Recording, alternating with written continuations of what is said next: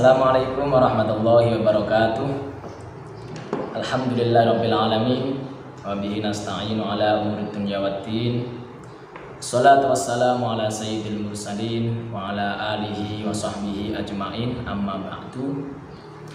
Para sahabat beduk yang dimuliakan oleh Allah, pada kesempatan kali ini kita akan membahas tentang syarat-syarat dan rukun-rukun dan apa saja yang membatalkan ibadah puasa.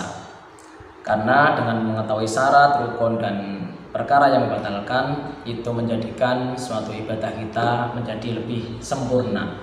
Berarti ibadah kita landasi dengan ilmu, tidak hanya ngawur. Oke, yang pertama adalah syarat-syarat umat Islam atau orang yang diwajibkan melakukan puasa. Yang pertama adalah Islam, yang kedua baligh, yang ketiga berakal, dan yang terakhir adalah kuat atau mampu melakukan. Karena apa? Karena puasa ini merupakan suatu ibadah yang membutuhkan fisik, yang memprioritaskan fisik. Jadi perlu fisik yang kuat, fisik yang dirasa mampu untuk diajak melakukan ibadah puasa. Karena kalau fisik ini kita paksa, sebetulnya tidak kuat, tapi kalau kita paksa untuk puasa, bisa saja membahayakan, bisa saja tidak memperbaiki diri kita, tetapi akan membahayakan fisik kita itu sendiri.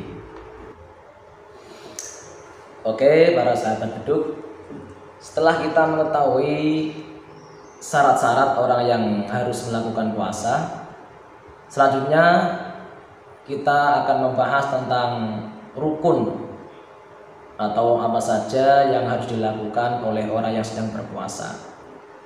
Yang pertama, orang yang sedang berpuasa atau akan melakukan puasa harus niat, harus menumbuhkan niat di dalam hati bahwa nanti pagi atau nanti esok kita akan melakukan atau melaksanakan puasa bulan Ramadan.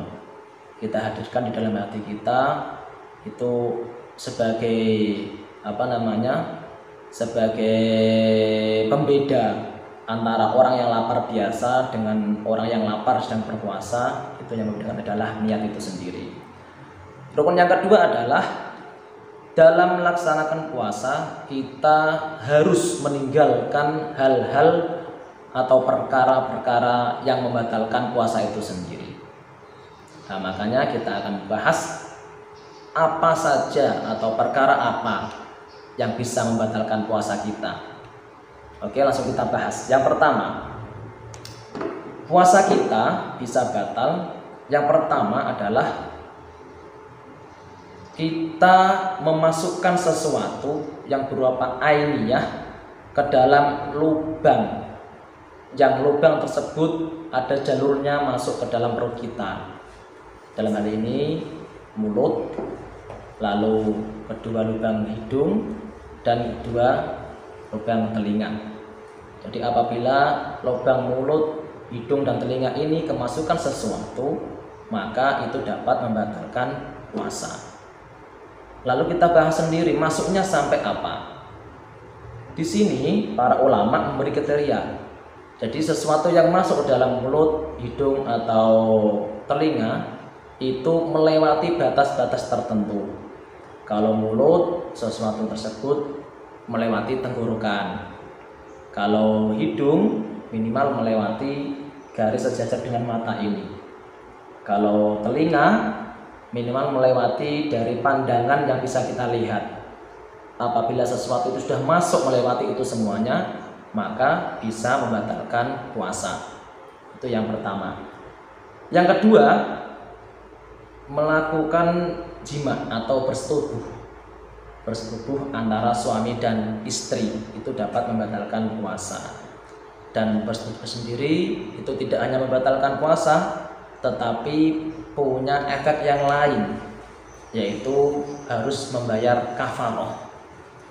Kafaroh itu apa? Nah, besok kita akan membahas di hari selanjutnya. Yang ketiga adalah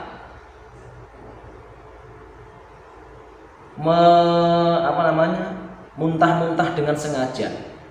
Jadi kita sengaja muntah, contohnya pada waktu sahur kita kekenyangan, perut kita sakit, terus pagi harinya kita sengaja memasukkan jari ke dalam mulut agar kita muntah, nah itu dapat membatalkan puasa.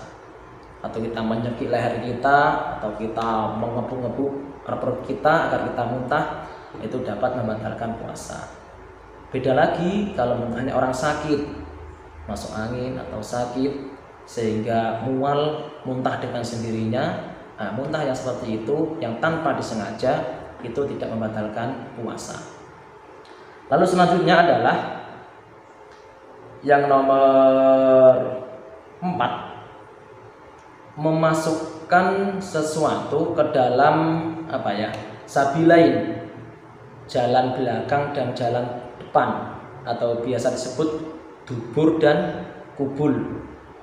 Memasukkan sesuatu ke dalam kubul atau dubur itu dapat membatalkan puasa. Contohnya apa? Contohnya kalau orang ambeien dengan mengobatinya dengan obat yang dimasukkan ke dalam dubur, nah itu dapat membatalkan puasa.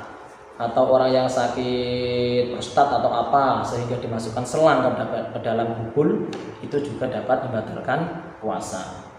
Yang selanjutnya adalah inzal. Apa itu inzal? Inzal adalah keluarnya sperma. Jadi ini beda dengan bersetubuh ya.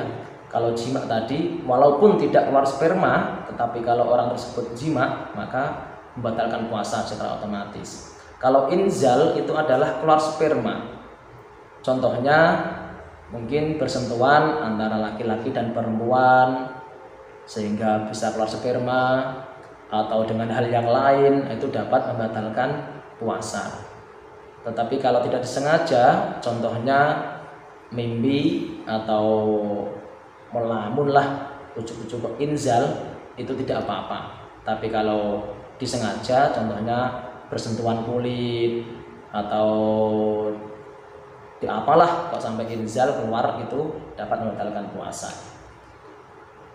Yang selanjutnya yaitu wanita yang haid, nifas, nah juga dapat membatalkan puasa. Jadi paginya sahur puasa jam 9 atau jam 10 pagi kok tiba-tiba haid, secara otomatis puasanya batal. Atau nifas juga gitu. Yang ketujuh, orang gila. Jadi paginya puasa, sahur juga, tiba-tiba siang-siang kok gila, entah mikir apa, beban, jam 1 stres. Nah, secara otomatis hilang akalnya seperti itu, karena gila juga dapat membatalkan puasa. Dan yang terakhir adalah murtad.